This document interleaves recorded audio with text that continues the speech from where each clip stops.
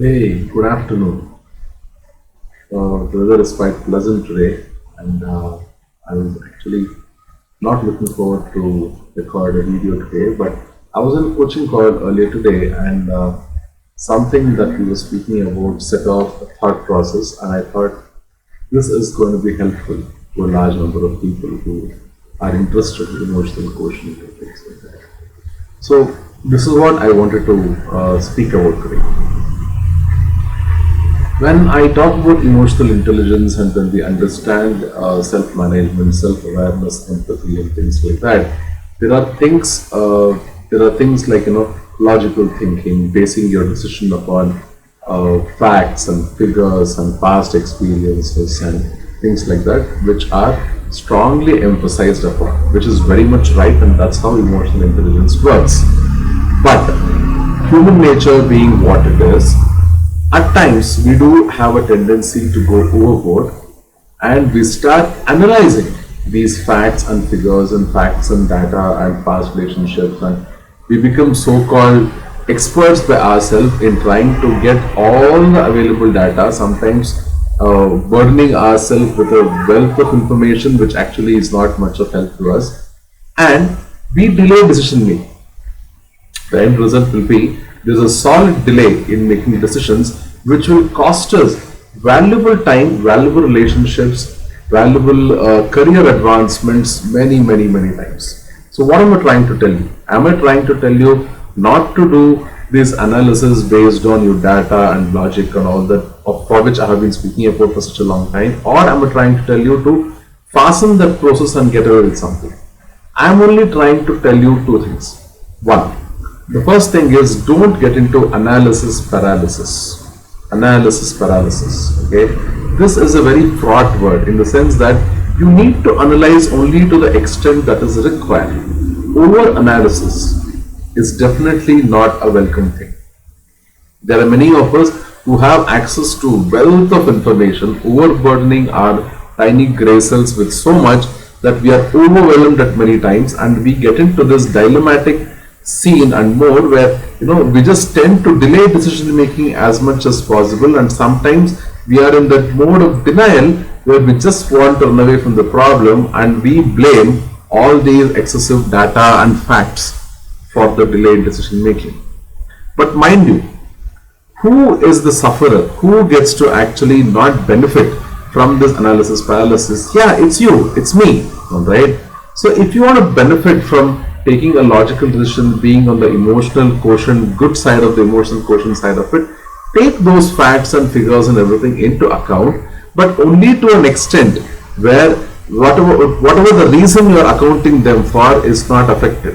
If there is another person who is waiting for a decision on the other side of the table, or if there is a relationship which is hanging by the thread based on your decision, or if there is a career advancement, a project, an employee, a boss, a friend, a spouse, whosoever it might be, don't get into this analysis paralysis mode and spoil your time.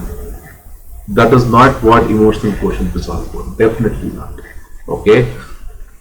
So what is emotional quotient all about? Emotional quotient is all about getting into logic and data and things in precipitatory conditions. Precipitatory conditions, in critical conditions where you don't let your emotions cloud your thoughts and feelings, which will have a domino effect on any action that you will take based on that.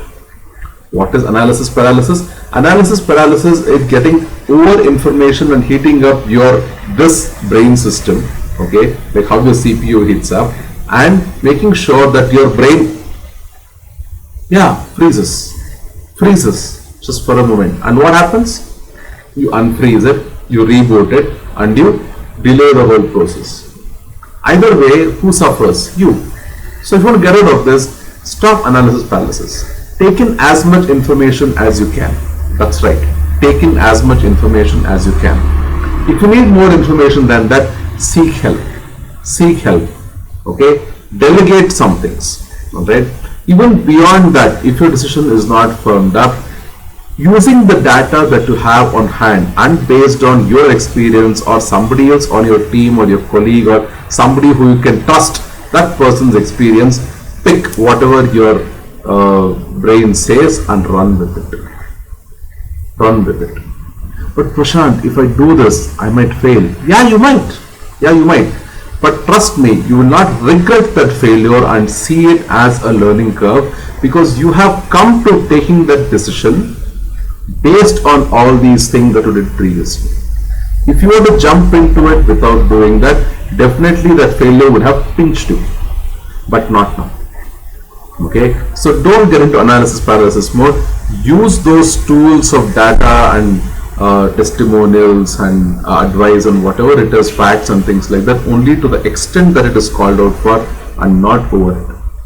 Too much of anything is bad, guys. Paralysis. What is paralysis? When we hear of the word paralysis, the immediate thing that comes to our mind is something that can't move. My hand is paralyzed. I can't move it. It is not under my control. Right? How did that happen? I overanalyze things. Right? Simple. So don't get into that mode. Get onto something based on some amount of data that you can digest, that you can assimilate, that you know is for your own good. Pick it up. Go by your heart. Go by your brain. Run with it. If you win, good. Your decision was good. You're not going to be a total loser. Trust me. Data suggests that people who go by this gut instinct most probably will not fail.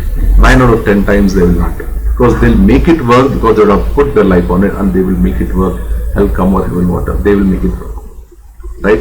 Suppose, in spite of all that, there is something that doesn't go your way, well, you will definitely not regret it, and you will have found one more way of how not to do it. Alright? So that was my take on analysis paralysis and how emotional intelligence should not be seen as a deterrent to that. Okay? So I'll be back with more videos. Keep watching out for this space.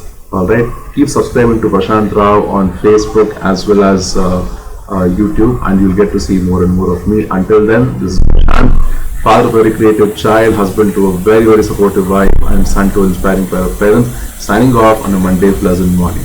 Bye guys.